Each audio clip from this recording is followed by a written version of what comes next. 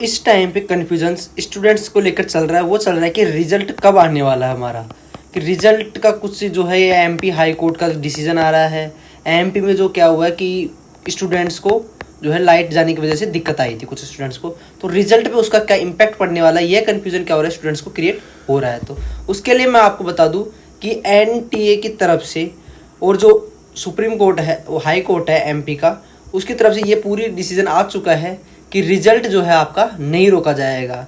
ये मैं आपको दैनिक भास्कर की न्यूज़ बता देता हूँ कि नीट यूजी रिजल्ट 14 तक 75 छात्रों का परिणाम रोका जाएगा। मतलब कि 75 छात्र वो है जिनके क्या होता है, जिन्होंने याचिका दायर करी है ना, केवल उनका परिणाम रोका जाएगा और बाकी किसी का भी जो है आपका रिजल्ट रोका नहीं जाएगा। जो टाइम जो 14 जून टाइम दिया गया था आपको, जो एनटीए का आगे से आया हुआ टाइम है ऑफिशियल, उसके अकॉर्डिंग आपका रिजल्ट लाने की संभावना। मतलब कि अगर आप बात करो तो आपका रिजल्ट जो है आज कल 2-3 दिन में आपका रिजल्ट आने वाला है।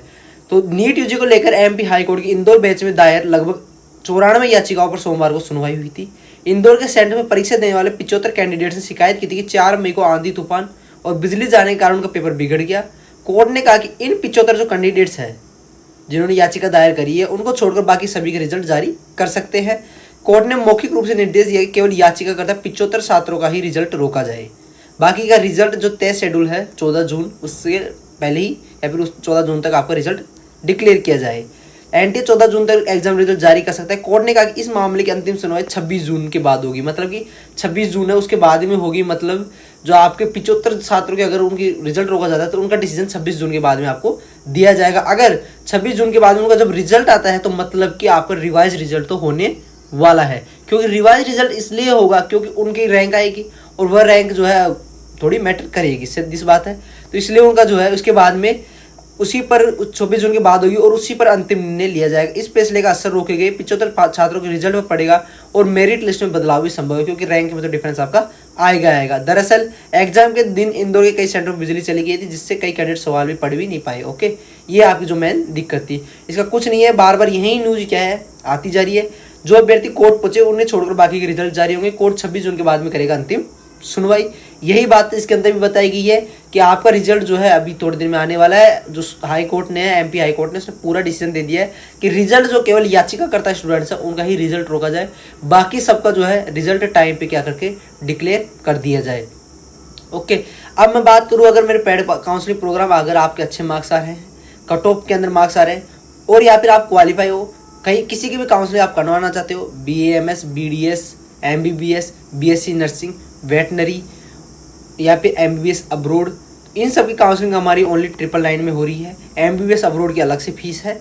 बाकी इसके लिए आप हमारा टेलीग्राम ग्रुप मेडिको अभिषेक ज्वाइन कर सकते हैं, जिसकी लिंक आपको बायो में मिल जाएगी। उसमें हम सारी प्रोवाइड अपडेट करते रहते हैं, जिससे आपको कभी भी कोई दिक्कत नहीं आए। इंस्टा मेडिको अभिषेक .9 आप फॉलो कर सकते हैं, लिंक आपको जो है बायो में मिल जाएगी। अगर आप पेड काउंसलिंग ज्वाइन करना चाहते हो 999 में, जिसमें all India quota, state quota, साथ के साथ आपकी आयुष की काउंसलिंग हो, कोई सी भी काउंसलिंग हो, या फिर आप MBBS की काउंसलिंग बाद में अगर आयुष काउंसलिंग में जाते हो, वह काउंसलिंग भी इसके अंदर ही इंक्लूड होगी। इसके लिए आप व्हाट्सअप कर सकते हैं 9509699919। 24/7 आपको chat facility, call facility available रहेगी। पर्सनलाइज्ड आपकी प्रेफरेंस लिस्ट रहेगी, क्योंकि मोस्ट ऑफ जो काउंसिल होते हैं आपको पर्सनलाइज प्रेफरेंस लिस्ट प्रोवाइड नहीं करते हैं। यहाँ पर आपको ओनली 999 फीस में पर्सनलाइज प्रेफरेंस लिस्ट दी जाएगी, जिससे कि आपको आपका डिस्ट्रिक्ट, आपका कौन सा एरिया, आपके पास कौन सी कॉलेज है, बॉन्ड के अकॉर्डिंग न्यू कॉलेज है, पुरानी कॉलेज है, आप अगर लेना चाहते हो या नहीं लेना चाहते, उसके अकॉर्डिंग एक प्रॉपर प्रेफरेंस लिस्ट बनाई जाएगी, जिससे आपको आगे आपके करियर में कोई दिक्कत नहीं आए। और जो मेडिकल कॉलेज तक का सफ़र, उसके बाद में अगर आप MBBS की ड्यूरिंग जर्नी, BAMS की ड्यूरिंग जर्नी, अगर आपको कोई भी दिक्कत आती है, आप हमारे साथ में बने रहोगे। तो इसके लिए आप केवल व्हाट्सएप पे मैसेज कर सकते हैं, बाकी प्रोसेस आपको वहाँ समझा दिया जाएगा। ओके, और चैनल को सब्सक्राइब कर ले, क्योंकि सारी अपडेट जो काम की अपडेट होती है आपकी, सारी अपडेट हम यहाँ पर प्रोवाइड करते रहते हैं। तो जुड़े रहे। धन्यवाद जुड़ने के लिए, आपका दिन शुभ रहे।